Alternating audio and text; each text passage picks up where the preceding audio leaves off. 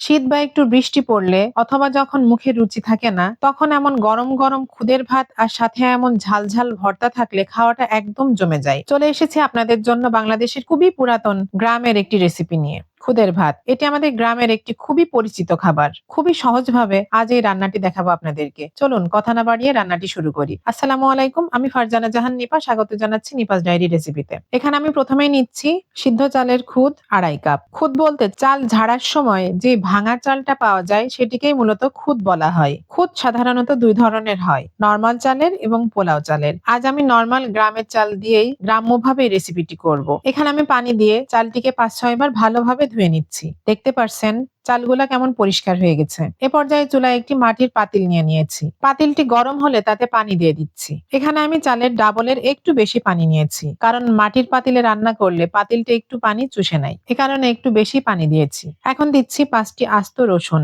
রসুনগুলাকে আমি এখানে হালকাভাবে পরিষ্কার করে নিয়েছি। দেখতে পারছেন। এখন এগুলা পানিতে দিয়ে ঢেকে দিচ্ছি। রসুনটি যেহেতু সিদ্ধ হতে একটু বেশি টাইম লাগে, এই কারণেই আমি রসুনটিকে আগে দিয়েছি। অনেকে এর সাথে আলুও দেন, কিন্তু আমি আজকে আলু দিচ্ছি না। আপনারা চাইলে দিতে পারেন। 5 মিনিট পরে দেখতে পারছেন পানিটি ফুটে উঠেছে। এখন এর ভেতরে ধুয়ে রাখা খুদগুলা দিয়ে দিচ্ছি। একটু নেড়ে দিচ্ছি হালকা করে। লবণ দিয়ে দিচ্ছি 1 চা চামচ। এটা আপনারা আপনাদের স্বাদ মতো দিবেন। এখন সবকিছু একটু হালকা করে নেড়ে ঢেকে দিচ্ছি 10 মিনিটের জন্য। এই সময় চুলার আঁচটি মিডিয়াম রাখছি। 10 মিনিট পরে দেখতে পারছেন আমাদের খুদের ভাত হয়ে গেছে। এখন একটি কলা পাতার উপরে গরম গরম পরিবেশন করছি। বাসায় মাঝে মাঝে সুন্দর করে পরিবেশন করে খাবার খাবেন, দেখবেন খাওয়ার রুচি এবং আগ্রহটাও বেড়ে যাবে। এখানে আমি একটু রসুন নিয়ে নিচ্ছি। খাওয়ার সময় এই রসুনটি খেতে খুবই ভালো লাগে। আমার তো খুবই পছন্দের। এখানে আমি একটু ধনিয়া পাতার ভর্তা নিচ্ছি এবং নিচ্ছি একটু চিংড়ি মাছের ভর্তা। এই ভর্তার রেসিপিগুলো আমার চ্যানেলে আছে, না দেখলে দেখে নিতে পারেন। আমি লিঙ্কগুলো ডেসক্রিপশনে দিয়ে দিব। রসুনটি দেখছেন হালকা চাপ দিলেই কেমন বের হয়ে আসছে। খুবই সহজ এবং স্বাস্থ্যকর খাবার এগুলা। তৈরি করতে খুব বেশি সময় লাগে না,